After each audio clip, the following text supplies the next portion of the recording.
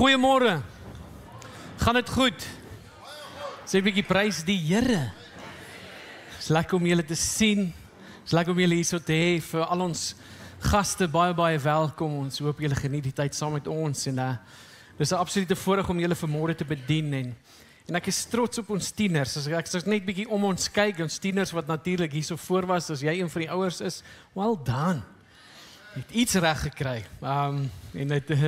En dan natuurlik dan kyk ons bietjie om ons en dan sien ons al ons jong mense wat inkom en instroom en dit is wonderlik om julle te sien en hier so te hê. En 'n klomp opwindende tye vir ons hier so by die kerk en julle gaan nog 'n paar goed uitvind, maar goeie goeders wat besig is om in plek te val en so ons is opgewonde. Maar vanmôre is dit my voorreg om bietjie te bedien uit skaamte en heerlikheid en daar's ons natuurlik hierdie beeld van iemand wat op die kantlyn sit en wat kyk hoe mense speel, hoe mense besig is om natuurlik dan nou deel te neem in 'n sport en dit is baie keer hoe ons voel, maar in ons geloof. Ons sien hoe 'n paar mense natuurlik groei en ontwikkel en hoe party mense is besig om deel te neem en hulle het al hierdie ervarings en hulle is besig om bedieninge te lei en mense te betrek en te beïnvloed en al hierdie nice dinge, maar jy voel jy's net disconnected. Jy voel net op 'n plek waar jy nie kan deelneem nie. Jy voel miskien of jy op 'n plek is waar jy glo in Jesus Christus, maar jy voel so vuil. So ongeskik vir die werk en die moontlikhede wat God natuurlik op jou pad en oor jou spore kan bring, maar jy voel ver van die Here en te stikkend om gebruik te word. En ons wil vanmôre met daardie mense praat en gesels en ons wil jou vanmôre wil ons jou help om beter oor die weg te kom met die mense om jou en natuurlik in jou verhouding met die Here. En daarom gaan ons begin met 1 Timoteus 1 vers 12 tot 16. Hierdie is Paulus se ervaring oor homself, oor hy wat een van die grootste sondaars was, oor hy wat die grootste sonde gepleeg het, om mense dood te maak en te vervolg wat in Jesus Christus glo. En dit was natuurlik die worsteling wat hy met homself gehad het, maar kyk hierdie mooi openbaring van wat hy sê, wat dit alles beteken. Hy sê, I thank Jesus Christ, our Lord, who has strengthened me because he considered me faithful, putting me into service. Even though I was formerly a blasphemer and a persecutor and a violent aggressor, yet I was shown mercy because I acted ignorantly and in unbelief. And the grace of our Lord was more than abundant with the faith and the love which are found in Christ Jesus. It is a trustworthy statement, deserving full acceptance, that Christ Jesus came into the world to save sinners, among whom I am foremost of all. Yet for this reason I found mercy, so that in me, as the foremost, Jesus Christ might demonstrate his perfect patience as an example for those who would believe in him for eternal life. Now to the King eternal, immortal, invisible, to the only God, be honor and glory forever and ever. Amen. En so sien ons hoe hierdie ou geworstel het met die goeders wat hy gedoen het. En hoe hy as 'n sondaar is, maar hoe hy natuurlik openbaar, hoe die sonde hom natuurlik gekwalifiseer het vir die genade van God, om natuurlik op 'n plek te kom waar hy gebruik word deur die Here. En ons sien natuurlik die geweldige impak wat Paulus nog steeds vandag het op ons lewens. En dit is natuurlik tot eer en verheerliking van die Here. En so as Paulus so magtig kon gebruik geword het, met alles wat hy gedoen het in sy lewe, met alles wat hy kwyt geraak het, hoeveel nie ek en jy nie. En so jy voel nog steeds, ja, maar ek is nie gekwalifiseer vir die bediening nie, ek is nog skuldig aan hierdie ding, ek doen nog daai, ek tree nog so op, ek sal betrokke raak wanneer ek myself uitsort. Ek sal betrokke raak wanneer ek myself uitgesorteer het. Dit is wat ons geneig is om te hoor en ons wil 'n bietjie daardie goedjies aanspreek vandag, want God wil jou genees en God wil jou gebruik en dit is nou maar net 'n feit soos 'n koei. God wil jou gebruik net daar so waar jy is. En so ons wil vandag bietjie praat oor verwerping, oor mense wat voel hulle is verraai en natuurlik teleurstelling, want jy moet verstaan dat sonde bars nie soos hierdie heroes breek die deur af, skop die deur af en dan kom hy so in jou lewe in nie. Nee, hy kom op 'n baie subtiele manier in elkeen van ons se lewe. En gewoonlik die manier hoe ons sonde toelaat in ons lewens is want hy kom in die vorm van gemak. Hy kom om te troos. En dit is waar hy kom soos 'n engel. Maar hy is nie. Hy kom met baie beloftes, maar hy vra baie meer.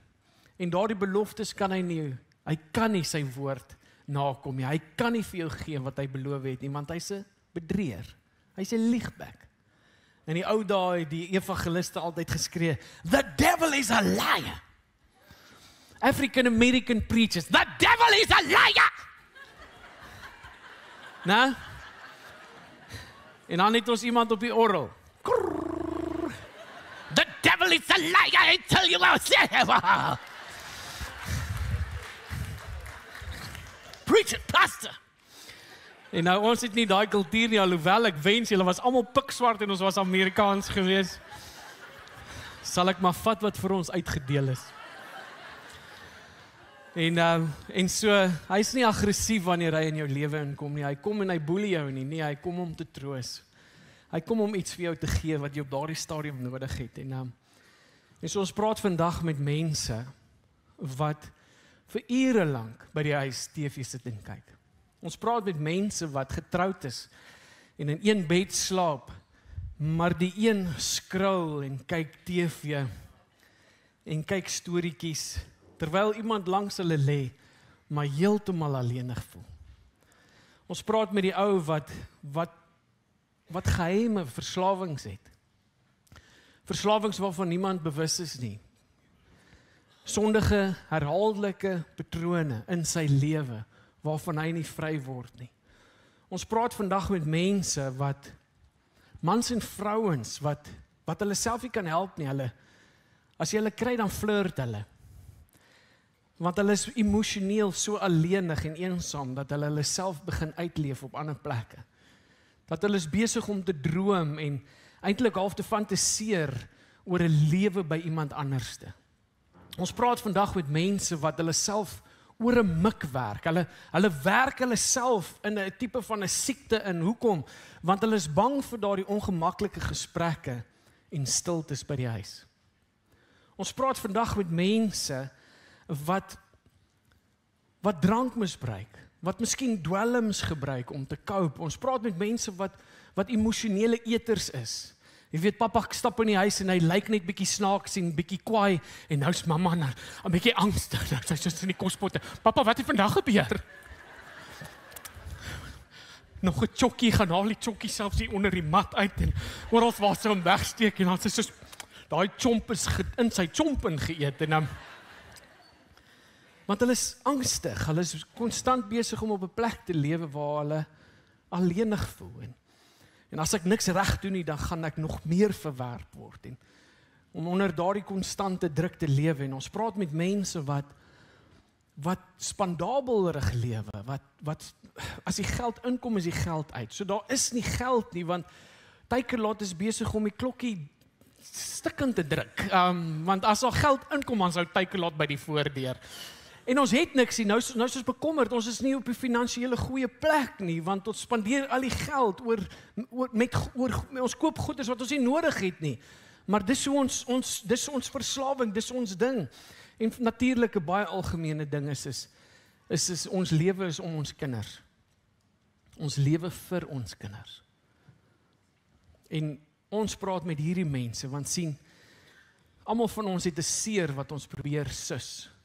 'n seer wat ons probeer verdra.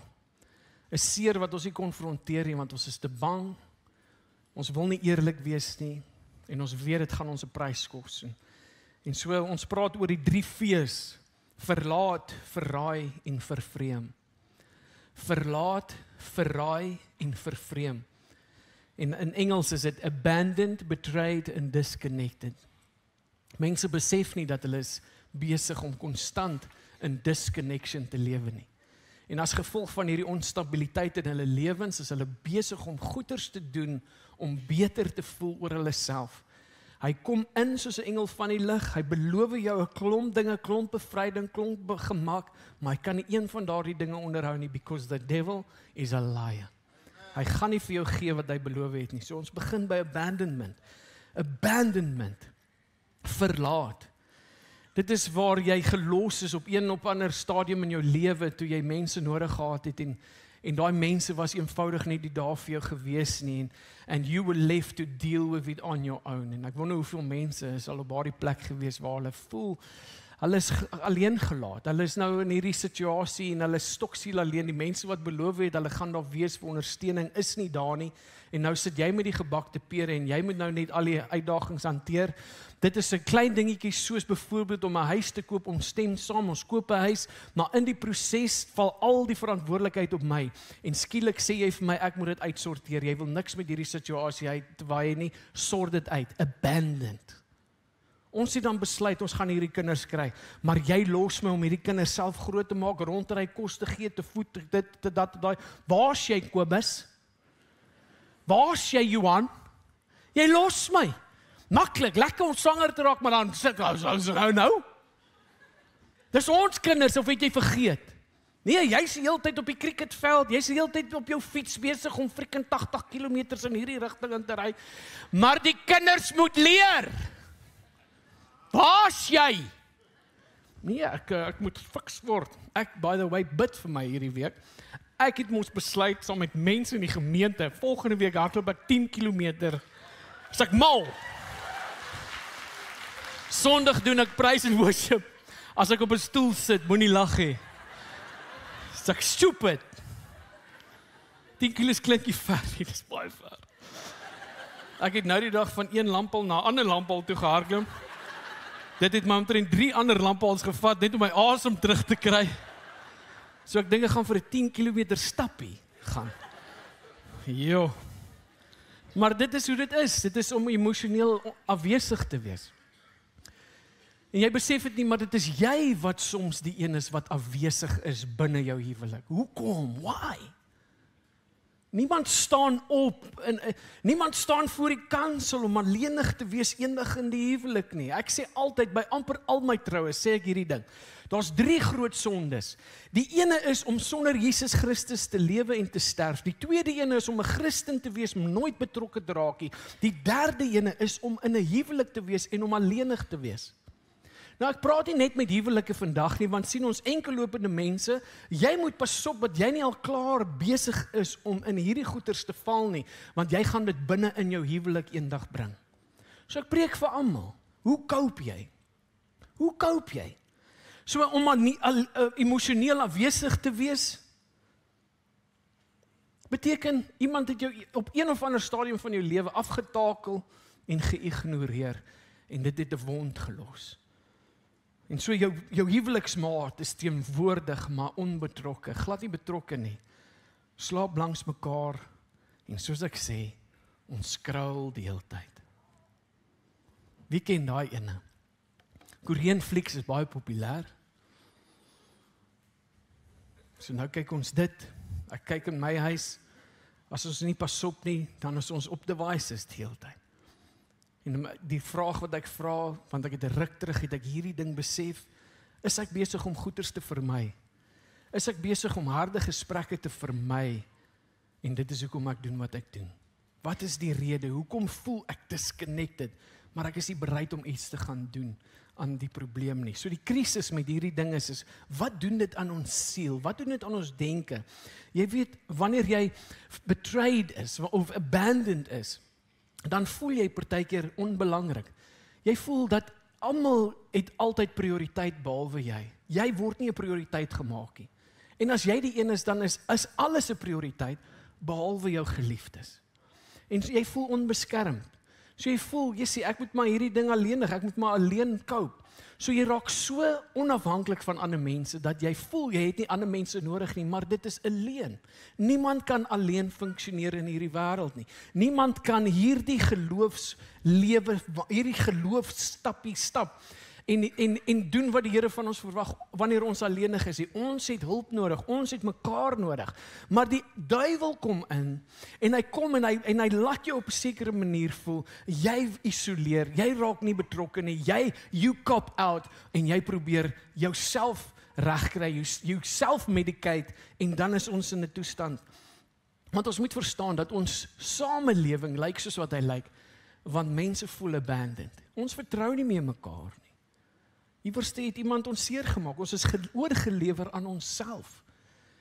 En nou wanneer ons sekere besluite maak, dan lei dit altyd na 'n tipe van 'n verslawing. Hoe troos jy jouself weer eens? Dit kan kos wees, dit kan seks wees, dit kan seks uitdagings wees, dit kan werk wees, dit kan geld, prestasie, dit kan op enige manier manifesteer. Maar luister wat sê Psalm 27. Psalm 27 vers 10.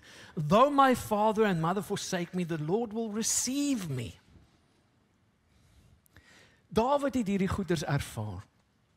Jesus het hierdie goeders ervaar. Maar God sal ons nooit verlaat nie. En hoeveel keer mense het ons seer gemaak en dan trek ons dit deur, dan sê ons, Here, hoekom het jy my gelos? Hoekom het jy my gelos? Hoekom het jy my abandoned? Is ek regtig so stuk gemors dat jy nie eens naby my wil kom nie? Is ek so 'n irritasie of so 'n groot probleem dat U my net los? Hoeveel keer dink ons dit nie? Hierdie laaste liedjie Oceans is nie 'n worship liedjie nie, dit is 'n gebed. Dit is iemand wat uitreik, wat op die golwe van die lewe is en die storms woed en dan bid hulle, reik uit na God en sê, dit is wie die Here is, dit is wat ek besef, U is lief vir my, ek is lief vir U, dit is hoe ek saam met U wil wees. Help my, Spirit, keep me, keep my eyes, help my, dit is waar sal my hulp vandaan kom? Dit is die awesomeste gebed. En dit was mooi. Die tweede ding, betrayal. Ek is seer gemaak deur iemand wie ek vertrou het. Hulle het gesê hulle sal my ondersteun, maar toe ek kyk, toe steek hulle my in die rug. Teleurgestel. Dit kan enigiets wees. Dit kan wees in jou huwelik, dit kan vriende wees, dit kan 'n baas by die werk wees. Dit is iemand het jou iets beloof en hulle dit nooit deurgevoer nie. Hoeveel keer het mense nie ook in kerke seer gekry nie? Hoeveel van julle het seer gekry op 'n ander plek en hiernatoe gekom? En ons hoop, ons maak jou nie seer nie, maar iewers te gaan ons iemand teleurstel. Iewers te gaan iemand uitreik en ons gaan nie daar wees betyds nie. En dan wat nou? Dan voel jy, ons het jou betry. Ons het beloof, ons gaan kyk na jou. En ons kon nie. Ons was te laat. Of ons het nooit 'n draai gemaak, of wat ook al die geval mag wees. Maar dit is om emosioneel teleurgestel te word. En dit is waarna ons moet kyk, want sien, party mense is so teleurgestel binne hulle huwelik of hulle 'n verhouding, selfs by die Here, dat ons nou ons emosionele verhouding met iemand anderste of iets anderste begin kry. En dit is waarna ons kyk. Wat doen dit vir die siel? Wat doen daardie tipe ervarings met ons? Dit sluit jou af. Sluit jou af van menseverhoudings. Dit sluit jou af van die Here. Want jy gaan vir jouself sê, nie weer nie. Gaan nooit weer met my gebeur nie. Hoeveel van julle, voordat julle getrou het julle gesê, hierdie gaan nooit weer met my gebeur nie. En dan kom jy in 'n huwelik en jy staan in 'n huwelik en raai wat, daai ou is nie perfek nie. Daai vrou is nie perfek nie. Hulle gaan verkeerd optree, hulle gaan goeie en slegte besluite maak, hulle gaan verkeerd maak.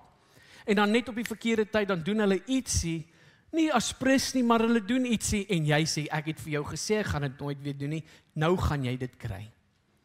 En dan tree ons op by daai plek. En nou raai wat, jy vermy natuurlik kwesbaarheid, veral in die samekoms van die gelowiges. Jy hou jouself sterk, jy maak of daar niks fout is met jou nie. En dit beteken, daar is fout met jou aanbidding, want ons is veronderstel om ons alles te gee. Maar sien, nou kyk jy na God deur daardie brille, en jy oordeel die Here, en dan sing ons al hierdie liedjies, maar in jou onderbewussyn sê ek glo nie een ding wat hier vandag gesing word nie. En dan is jou aanbidding slegs op grond van die musiek, die melodie, die liedjies wat gekies is. En dan stap jy in, dan kom jy, dan hoor jy musiek, dan sê, dit was vrot, dit was nou vrot. Ag nee, hierdie aanbiddingsleier. Jy is veronderstel om aanbidding te bring. Aanbidding het niks met die musiek uit te waai nie, dit is net 'n guide. Jy bring jou hart voor die Here. Jy bring iets en dan stap mense weg en dan sal hulle partykeer laat weet en sê, ek het net absoluut niks connect vandag nie. Ja. Jy het nie aanbidding gebring nie. Jesaja 53 vers 3. He was despised and rejected by men. A man of sorrows. Ons som daai gedeelte op, maar dit is dit. Jesus weet hoe voel dit om hy verstaan betrayal. Josef verstaan betrayal. Moses verstaan betrayal. Al die karakters, al die mense wie God ooit in die Bybel en die geskiedenis van ons geloof gebruik het, hulle almal verstaan wat betrayal beteken. Dit is nie net uniek aan jou situasie nie. Hulle almal ken dit. Jesus ken dit. Maar die een keer het hulle ooit gedink dat God hulle sal betray nie. En hoe maklik kom ek en jy en ons bring daai betrayal deur in ons geloof en ons kyk na die Here en ons sê eintlik op die einde van die dag, ek kan jou nie vertrou nie. I got this. Jy gaan nie vir my help nie. Why bother? Hoekom moet ek bid? Jy gaan my in elk geval in die sop los. En dit is ons gesindheid, dit is geloof? Nee. Derde ding, disconnection. Ek voel afgesny van die mense om my en van God. Hierdie is die resultaat, is disconnection. Dit is nou so niks nie, nou is ek heeltemal geïsoleer op my eie. En dit is as gevolg van die abandonment en die betrayal wat ek voel en ervaar. Van die Here af, maar ook van mense om my. Hoe lyk dit vandag? Jy kom kerk toe, maar niemand ken jou nie. Jy kan saam aanbid, maar jy huil in die hart van harte, huil jy agter geslote deure. Jy's in 'n huwelik, jy's in 'n gesin, jy's in 'n werkspan, maar daar's geen emosionele koneksie nie. Daar's niks nie. Jy bid, maar dit voel asof jy Here probeer bel, jy het sy voicemail gekry, maar hy het nooit die voicemail oopgemaak, geluister en teruggebel nie. Dit is hoe ons gebede voel partykeer. En wat doen dit aan die siel? Wat doen dit aan ons denke? Wel, jy begin voel dat God se teenwoordigheid is net vir ander mense. Jy begin voel dat, weet jy wat, dit help nie as ek reik uit na die Here nie, want hy gaan net eenvoudig nie aandag gee nie. Jy begin voel dat, weet jy wat, hy is so bewus van almal se dinge, maar nie van my eie nie. So jy begin jouself hierdie goeters sê, jy begin jouself oortuig, weet jy wat, hy stel net nie belang in my nie. Maar laat Gary nou net bid. Dan is dit weer lig en dit is dit en die goed gebeur en 7 engele daag op en ouens hy 7 profete kontak en dan, maar jy nou net bid, daar's kriek, niks. So begin ons dan dink dat mense het meer guns as wat ek het. So begin jy self oortuig en jy begin dink, okay, wat moet ek nou doen? Nou moet ek meer bid. Nou moet ek meer Bybel lees. Nou moet ek meer dit doen. Nou moet ek meer dat doen. So nou gaan jy in werke in om guns te kry. Nie geloof nie. Jy probeer jou salvation verdien. Enigiets by God kom deur geloof. En geloof alleen. En so, wat gebeur dan? Nou onttrek ek. What's the point, vra ek. Nou beweeg ek na 'n plek waar ek buite die teenwoordigheid van God beweeg. Ek raak betrokke in allerlei dinge. Ek doen simpel dinge. En nou kruip ek weg want ek is skuldig. Genesis 3 vers 8. They hid from the presence of the Lord. Hier's mense wat kerk toe kom, maar nog steeds in hierdie teenwoordigheid. Hardloop jy weg van God se teenwoordigheid. You are running away from God. So wat is dit? Wat is die verbinding tussen hierdie wonde en sonde? Wat is die verbintenis daarso? Wel, hier is die ding. Sien, toe ek jonger was, het my pa altyd gesê, my gemeenskap, dan sê my pa, "Sjoe, sien jy daai ou? Hy's 'n kokkelol." Ek weet nie of die ouer mense dit kan onthou. Maar kokkelol was 'n baie groot woord in die myn gemeenskap. Dis gewoonlik 'n ou wat 'n oorbel gehad het, 'n ponytail. Sy hare is so 'n bietjie olierig. En hy was gewoonlik, jy kom maar gesien, daar was maar 'n verslawingspatroon daar, so hy het al dag gerook of hy het baie gestink na drank die hele tyd. Hy's 'n kokkelol man. Hy's 'n skurwe ou. Net om later my pa 'n kokkelol gehad het in die huis. Oorbel in die oor, nie die ponytail nie. Dun haartjies, maar altyd 'n joint of 'n ding in die sakkie. As dit by die skool was dit sommer so in die das opgedruk. Onthou julle daai? En wat het ons gedink, ons jong ouens, dat niemand die stompie gaan ruikie? Jy druk jy hom hier aan. Ja, Herman, jy kan ons nou lekker saamgesels.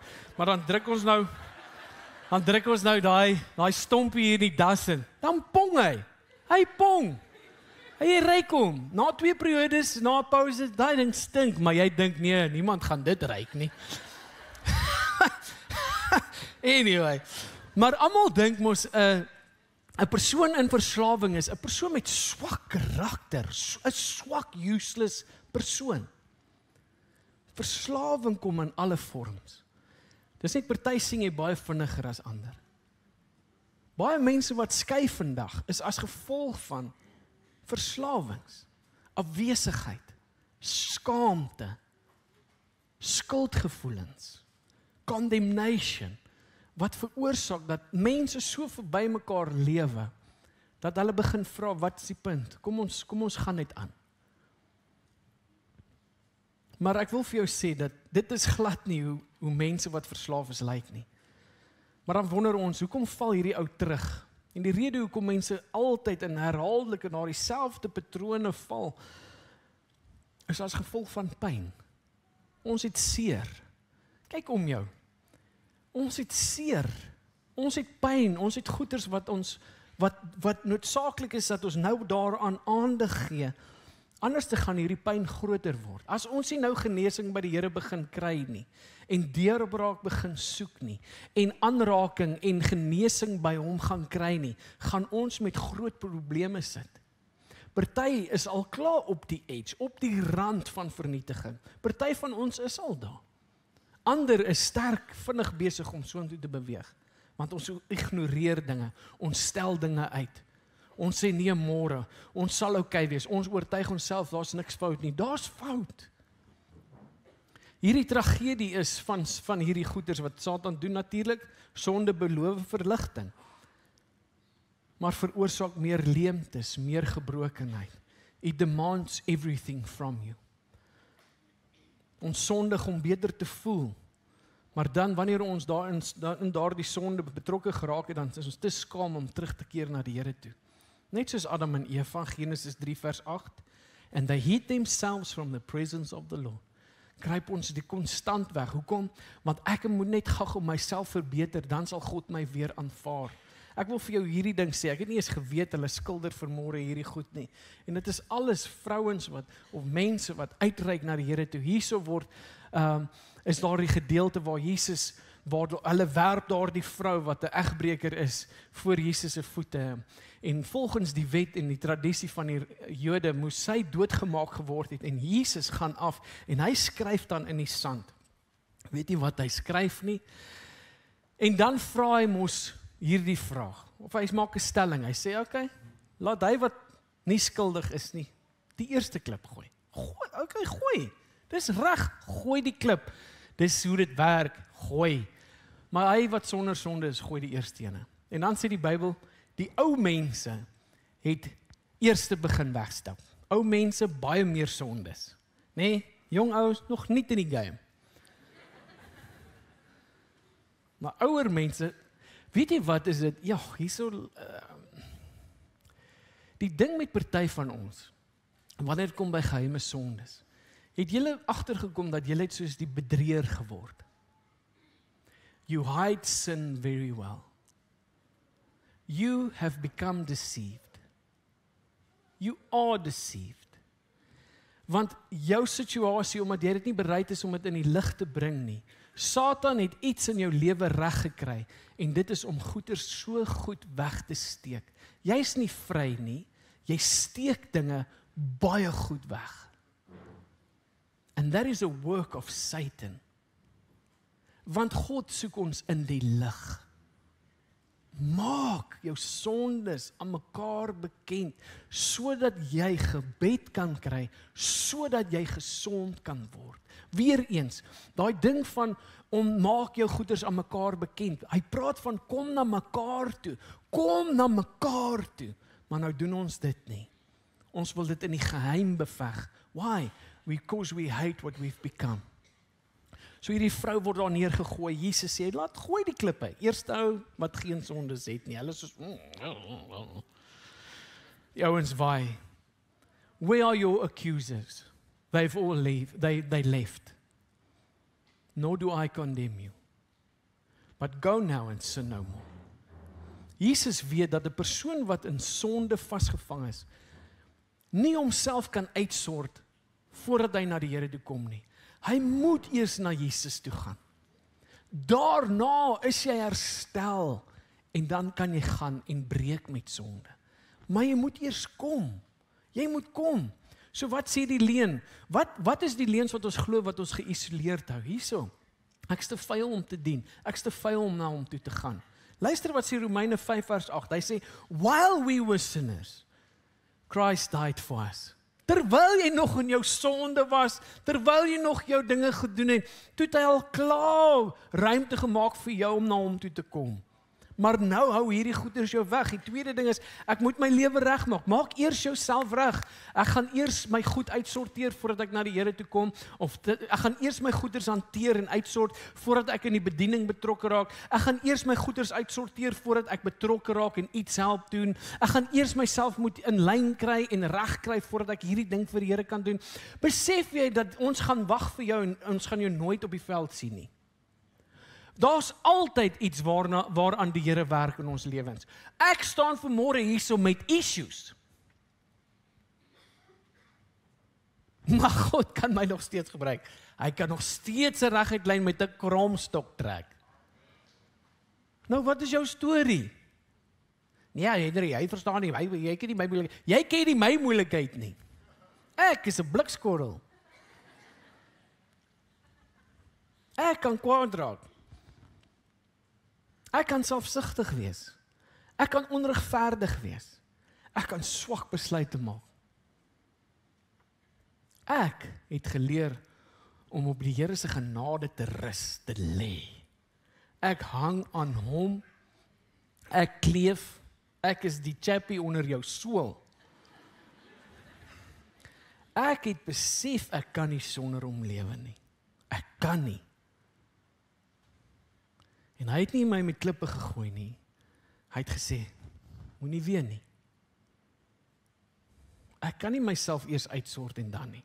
Jesus het nooit verwag dat siekes hulle self moet gesond maak nie. Jy kan nie vir iemand, as ons die hele tyd moet wag vir mense om uitgesort te wees, gaan die kerk hier op aarde sy krag en sy getuienis verloor. Want die hele getuienis van Jesus Christus is, hy het gekom om sondaars te red, te bemagtig, te vergewe, sodat hulle kan die kerk bou, sy naam verheerlik. En dit is wat Paulus vir ons probeer sê, in 1 Timoteus hoofstuk 1, 12 tot 16. Kyk hoe was ek? Tog, wat sê hy? Is ek is wat? He considered me faithful, putting me into service, considered me faithful. Hy was nog nie eers faithful gewees nie. Yet he considered me faithful. Hoe wonderlik is dit nie van die genade van God nie. Hoe mooi beskryf dit nie die genade van Jesus nie.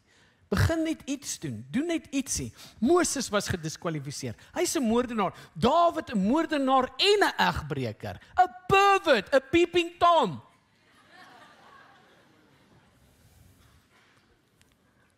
Waar sy, daar sy.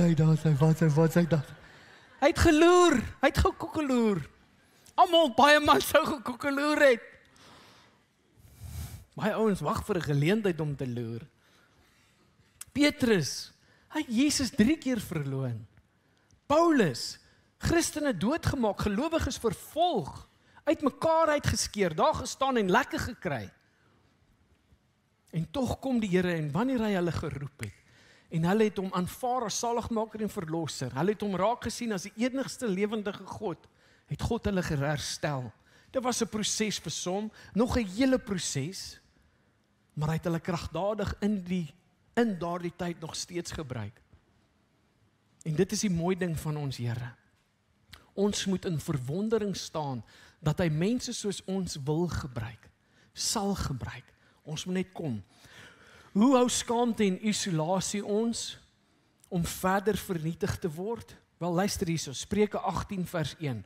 Whoever isolates himself seeks his own desire.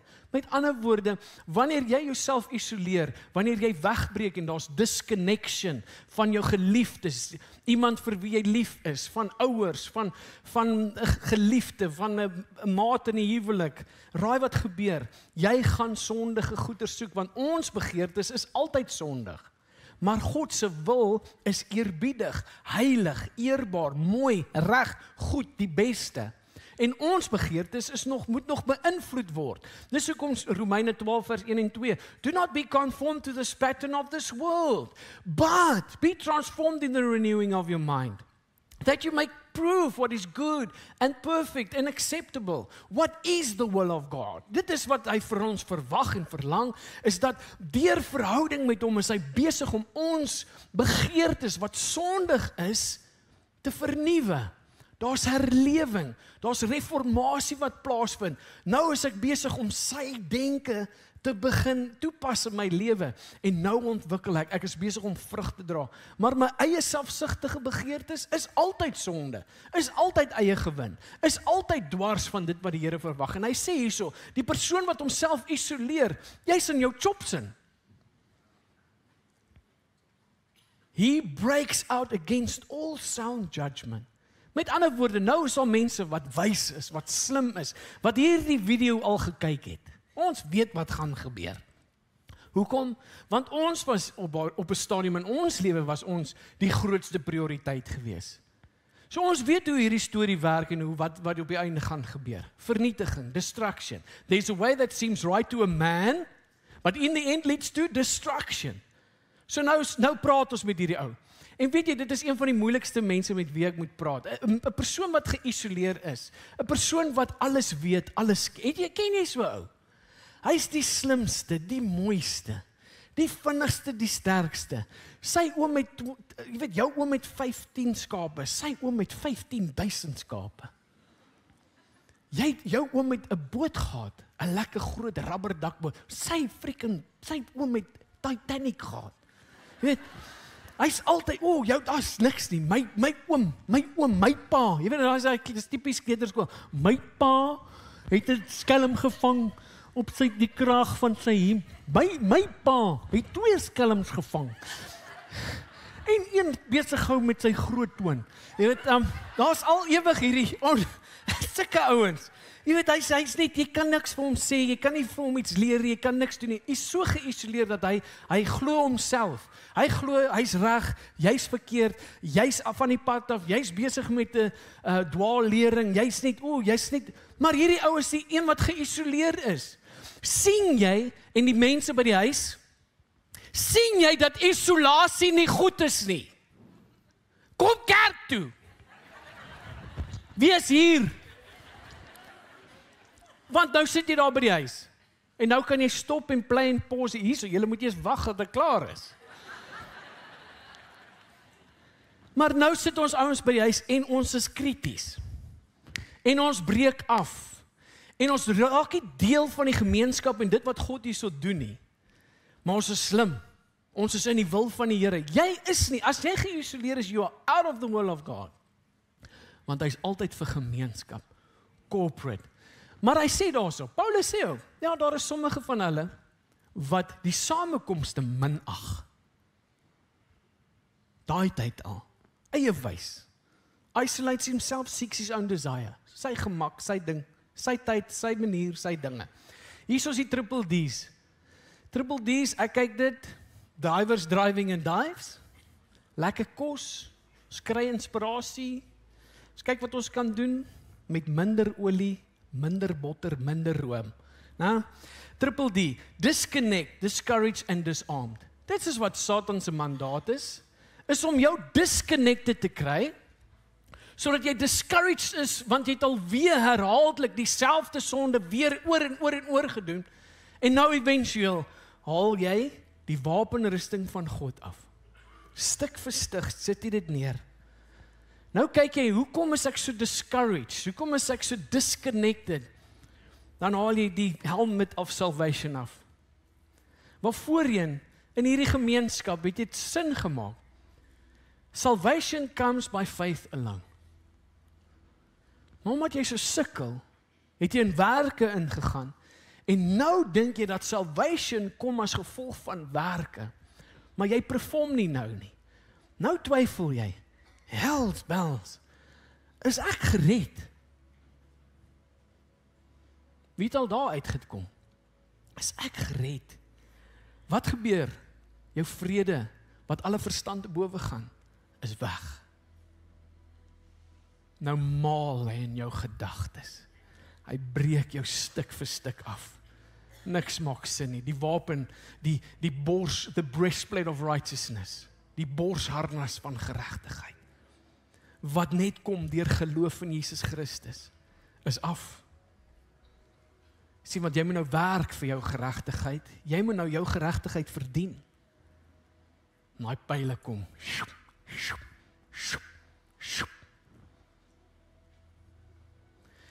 Nou is die beld af. Hy sê 2 dinge. Hy sê, gird your minds with truth. Sit die gordel van kennis, waarheid. Gird your mind with truth. Maak vas die gordel van waarheid. Maak vas, maak dit styf om jou vas. Nou is hierdie ding los. Nou is dit gevaarlik. Nou dwaal ek tussen wat waar is en wat vals is. En nou maak niks meer sin nie. Nou kom ek op hierdie plek waar ek myself oortuig. He who isolates himself seeks his own desire. Nou dwaal ek. Dinge maak nie sin nie, maar nou karring ek aan, want ek is stubborn, ek is trots, ek gaan nie draai nie. En weet jy hoeveel geestelike mense doen dit?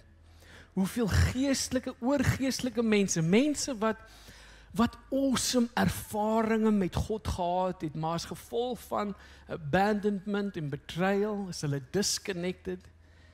En hierdie ouens wat ervarings gehad het, wat amazing is, wat min mense al gehad het, en goeders gesien het, wat min mense gesien het, beteken skielik niks vir 'n gemeenskap van gelowiges nie. Want hulle is nie betrokke nie. Hulle staan aan die kant en kritiseer. En boe, groot mond hier van die kant af. Ken jy daai ou? Sien net alles wat jy verkeerd doen, maar jy's in die game. Jy probeer iets doen. Maar hulle grootste probleem is jy wat in die game is. Ek sou dit anders te gedoen het. Nou kom wys my. Nee, ek kan nie dit doen nie. Ek gaan nou nie dit doen nie. Wys my. Ek gaan nie dit doen nie. Maar jy sak. Disconnected, discouraged, disarmed. En wie is die ou wat Satan die eerste teiken? Wat is sy prooi? Sy prooi is die geïsoleerdes. Jy is sy maaltyd. Jy is sy spyskaart. Die alleenlopertjie. Die ou wat dwarstrek so intoe. Jy is sy spyse. Hoe lyk hierdie genade wat mense herstel? Luister hierso. Onder geen omstandighede ooit gaan God tevrede wees met sonde nie. Hy haat sonde. En hy wil hê jy moet veg teen sonde en sondige gewoontes bekamp, stop, jy moet wegstap. Daar's baie instruksies van dit. So nie een keer gaan dit oukei wees nie. Is nooit oukei nie. Maar hierdie genade is daar so nie net om jou te help om oorwinning te kry oor daardie dinge nie, maar sy genade is nou hier vandag beskikbaar vir jou om terug in die game te kom. Sy genade is hier vandag om jou roeping te herstel. Jy's geroep. Moet asseblief nie op daardie plek kom waar jy self oortuig dat 'n roeping is opsioneel nie. Ek gaan net my ding doen, ek gaan my werk doen, ek gaan getrou wees aan God, ek gaan getrou wees aan my geliefdes, en ek gaan kerk toe gaan, en dis nou maar dit nie. Nee.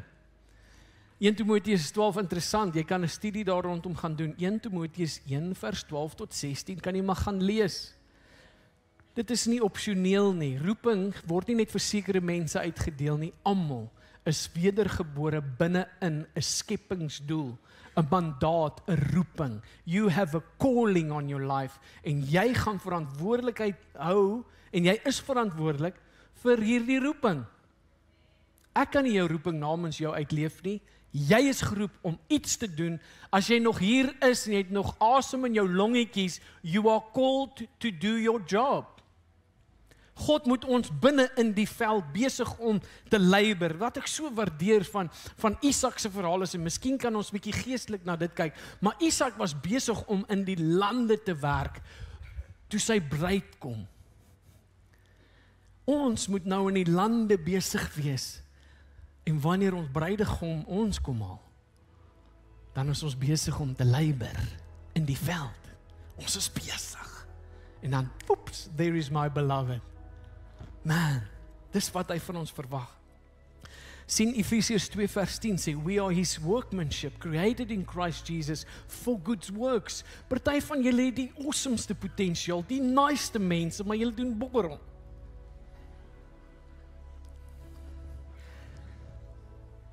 En God het al goeders met jou gedeel. Jy het al goeders ervaar, maar jy stel uit. Stel uit. Nee, nou nie. Nou. Na vandag verwag ek e-mails môre, 400 van hulle, van kom ons begin 'n bediening. Hierso, ek is lus om te werk. Let's go. En raai wat, as jy daai e-mail stuur, gaan nie sê, hier's 'n goeie plan vir jou nie, Henry. Jy gaan sê, hier is wat ek gaan doen. Sal jy my kan ondersteun? Ja. Let's go. Luister gou hierso. The gospel is this. We are more sinful and flawed than we ever dare to believe. Nou wanneer ek dit sê, kry mense aanstoot. Soos alles gaan goed tot ek dit sê, dan is mense so, jy's nou op die Ou Testament. Luister wat sê ek. We are more sinful and flawed than we ever had dared to believe. Wat beteken dit? Dit beteken ek en jy het nog issues. Net toe ons dink ons is nederig, dan begin ons smal oor hoe nederig ons is. Dan is ons weer trots. En net toe ons dink ons is vrygewig, dan vra die Here nou weer ietsie, sal hy meer nog ietsie ekstra gee. Dan is ons, ek kan nie. Dit was nou genoeg. Ek kan nie, wil jy my arm hê? Jy weet? So daar's konstant goeders in ons lewens wat ons moet verstaan. Ons is nog 'n work in progress. So my mentor het hierdie ding gesê, we are more sinful than ever and flawed than we ever did believe. Maar luister wat sê hy ook. Hy sê, yet, more loved and accepted in Jesus than we ever did to think or hope. Jy's geliefd. God loves you, He adores you. Hy het baie sterk gevoelens oor my en jou. Maar daar is nou maar hierdie uitdagings. En hierso, hoe kry ons oorwinning? Abandonment finds healing in belonging to the Father. Wanneer jy hierdie ding met God die Vader, wanneer daai ding geklik het, en dat jy besef, daar is niks wat my kan skei van die liefde van God nie. Niks hoog of laags, niks breed of wyd, niks diep, nie is 'n engel, niks, nie ek nie, jy nie, niks nie, is jy nie. Nie eers jy kan jou skei van die liefde van God nie. Onthou nou hierdie in Christus. Hierdie is net 'n wonderlike belofte vir die gelowige.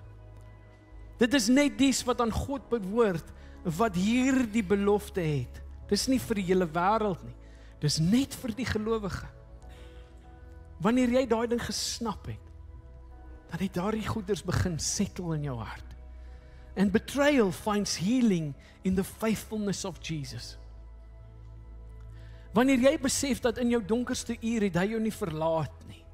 Die oomblik toe jy hom erken het as saligmaker en verlosser, was hy daar gewees vir jou. Hoekom sal hy jou nou verlaat? As hy al die redes gehad het om nie eers te kom nie, maar nog steeds toegewyd was om te kom en sy lewe neer te lê.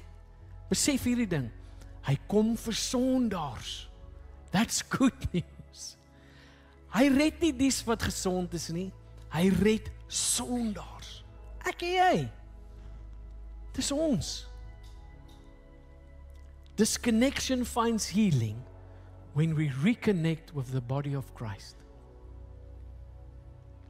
Wanneer ons weer mekaar se lewens inploeg, wanneer ons weer connect, dan begin ons genesing kry van die disconnection. En dit is wat God van my en jou verlang. Yes, ek is nou eens halfpad. Kan die bedieningsspan asseblief vorentoe kom? Ons het 'n klompie mense wat na die eerste diens uitgekom het vir gebed.